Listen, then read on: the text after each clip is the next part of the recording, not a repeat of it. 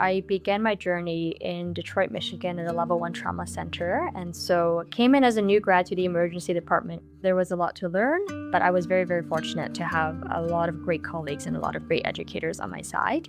I was about 3 years in. We had gone through the first and second stages of COVID, and I had said, okay, I think I need a little break from emergency medicine. I was actually quite burnt out. I was really interested instead about public health because from the emergency department, we see a lot of the failures within the public systems.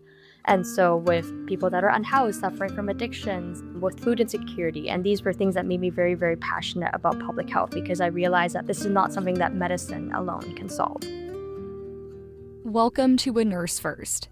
This is Regina Yuen, telling her own A Nurse First story.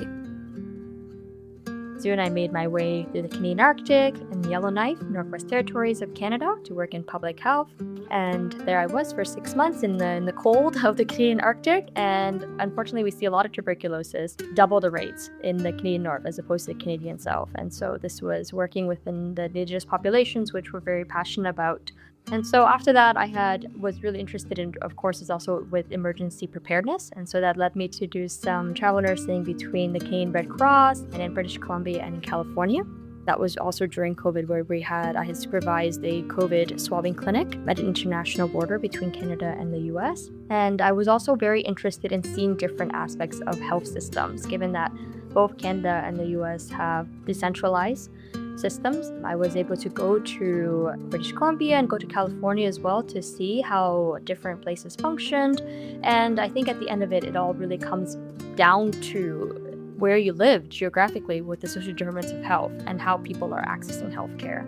This is something I realized that really pushed me to do my master's in public health so that I could learn more about the macro, learn about the overall system, and finally also in a concentration with humanitarian health so that I could focus on accessibility to healthcare in remote or conflict settings. I became interested in Doctors Without Borders when I was attending university. I completed my Master's of Public Health at Johns Hopkins University just 1 year ago. And so there are these amazing student conferences where there's a lot of professionals from different career pathways within nursing. They had talked about their experiences in the field, and I had never thought about a career outside of my national border, let alone somewhere so remote or somewhere that had such challenging perspectives. And so that really, really piqued my interest. After that, I looked on the website. I reached out to what they had called an informational interview, where we just reach out on LinkedIn and I just talk to anybody that I can think of that was within the organization. And they provided me a little bit of the context of what it was like working in this sector. Doctors Without Borders is different from other organizations, and this is what I was really drawn to them, is that they're an independent organization, which means that 95% of their funding comes from independent donors as opposed to government or typically within aid organizations. They are able to respond, they're able to do their needs assessments and respond to emergencies immediately. They have their principles that they stick to with medical ethics, independence, impartiality, and neutrality, which means that they don't discriminate regardless of age, sex, sexuality, and they provide aid to people that need it regardless. That leads the way for them to provide the aid that they want, to provide the aid that's needed, and for populations that may not always be accessible. And so this is a big reason why I chose to work with them. Applying for a position with Doctors Without Borders was both a leap of faith and the culmination of Regina's drive to connect nursing and public health in a meaningful way. The prospect of living and working in South Sudan was both thrilling and daunting, yet Regina knew this was exactly the kind of challenge she had been preparing for all along. When I first learned that I got the job, I was ecstatic. At that point, I had graduated from my master's, and I was feeling a little bit lost, to be frank, because my master's was in public health, and it seemed really monumental at that time to bridge the gap between nursing and public health. Despite everybody, a lot of my professors and a lot of the professionals I had met saying, your work is so important and it's so pertinent to public health. But it seemed really difficult at the time when I was applying for jobs. And so this was the dream. This was something that I wanted for a very, very long time. And so when they told me I had got the job, I was just thinking that, okay, no matter what happens, my dream has been actualized, and whether it's a good or bad experience, I know that my hard work has paid off, one, and two, I'm going to be doing something I'm very passionate about, which is ensuring accessibility to healthcare for people that need it most. So my first mission with Doctors Without Borders in South Sudan, I was acting as a nursing activity manager. So typically within that role, it's more about capacity building and health system strengthening, which means that there are nurses everywhere around the world. And so, of course, we don't need to be importing foreign nurses to other countries to help, but it's more so providing skill sets, providing knowledge, and ensuring that the nurses have the resources to do what they need to do to provide quality patient care. This project has actually been around for a long time. And so, of course, there are projects where there are very, very quick emergent things happening because they're an emergency, and whereas projects that are what we call considered a regular project. In this instance, it was a regular project. They had been established, and hitting the ground running was that I was getting a handover from my predecessor. Mentally, I would say that because I was lucky to have met some friends that had worked there, I was lucky to have spoken also to a nurse that was in the field in the same project, and they provided, I think, a lot of context. Unfortunately, regardless of how prepared you think you might be or how the advice that people give you, until you see it for yourself, you never truly understand. And so I think I came in with the expectation, or I prepared myself by thinking that, okay, no matter what happens, no matter what gets thrown at me, I'm just going to come from a perspective of, okay, I'm going to learn. I'm going to listen to my colleagues that have more experience than me, and I'm going to take it one day at a time, and we're going to solve it as a team. When you first arrive, there's a lot of information coming at you, and it can be quite overwhelming at first because you're learning about a new country, a new culture, and a new health system. And most importantly, of course, you have to learn about the community that you're helping. And so, of course, this is something that you have to keep in mind to ensure that people feel safe, that you establish trust within the community. And so I really, really paid attention to those reports so that, of course, to help bridge that gap, to ensure the positive relationships within that aspect. And you're meeting your team for the first time, and depending on the project that you go to, it can be a really small team, it could be a really big team. In my perspective, in my experience, it was a big team. And so, of course, meeting everybody, getting everybody's stories, which is something that I really, really enjoy when I'm first meeting people and understanding where they're coming from, their livelihood, their life story, and their journey. I spent a total of 6 months in South Sudan, and the majority of the time, of course, I was managing nurses in that I was providing education, looking for any gaps, asking their input on, is there any training that you think would be advisable, and working alongside the nurse supervisor. A day in the life during my mission would be, of course, getting up, having breakfast, getting dressed, and typically the temperatures there were very, very warm. It was from 43 to 45 degrees Celsius. And so, of course, we'd have to wear something that was relatively light so that we didn't overheat. And of course, getting ready, ensuring that I have all of my materials, have lots of water packed, and then off we went. So depending on which hospital you worked in, you have scheduled car movements or you can walk. After that, we would check in, do rounds of the wards that I was overseeing, check in with the nurse supervisor, check in with the nurses, and kind of start going through the process. And of course, asking the nurses what they needed for the day so that they could succeed. And making sure that we have some of the administrative process down, ensuring we have the resources that we need, and just checking over some charts to ensure that the treatments, the medications that we had were around.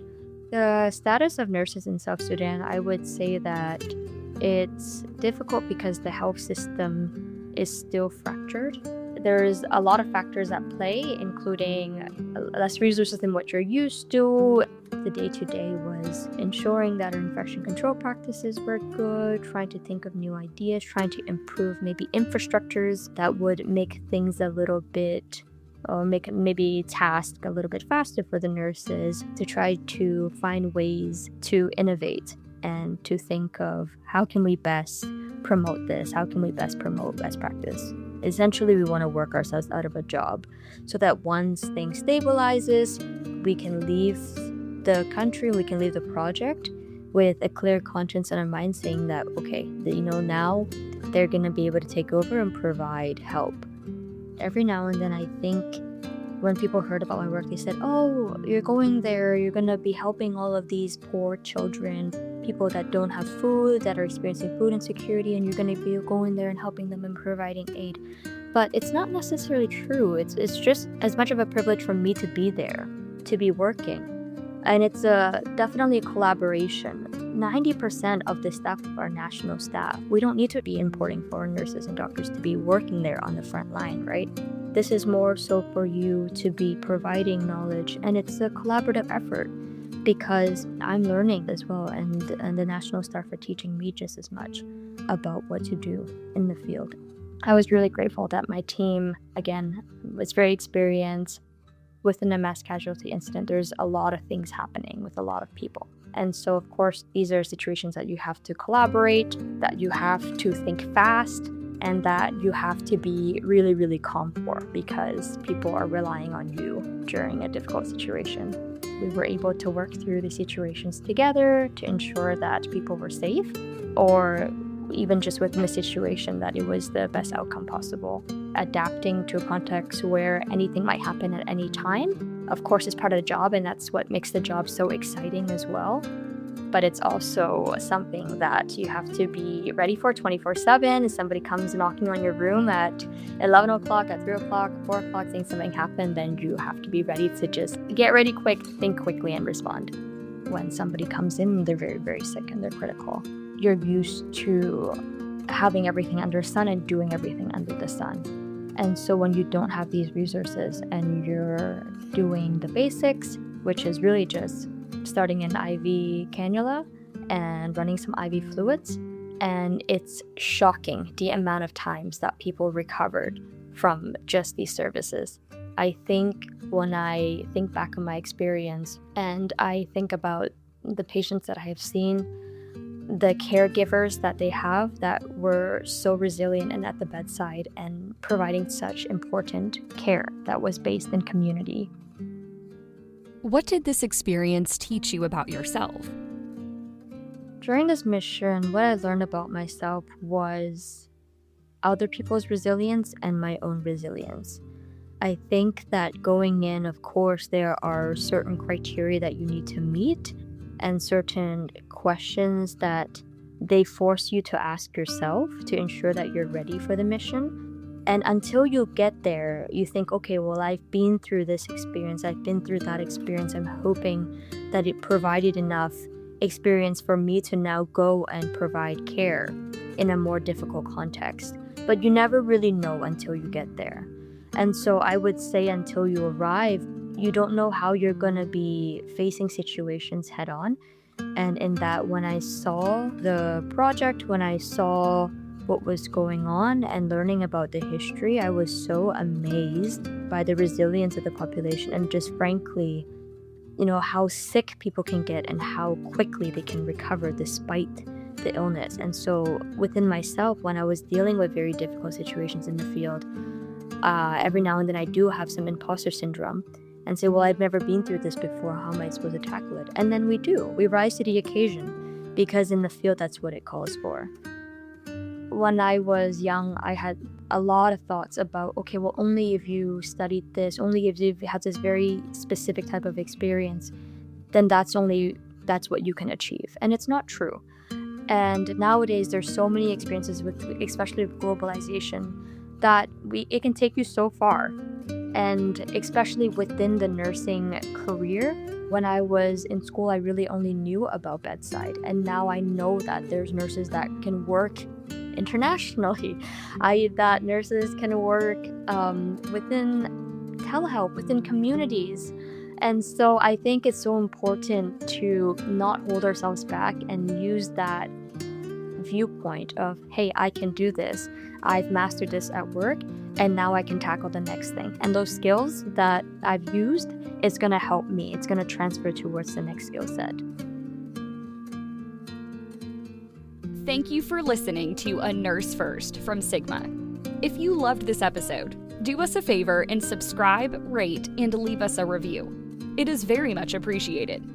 For more information about A Nurse First and Sigma, visit sigmanursing.org. Until next time.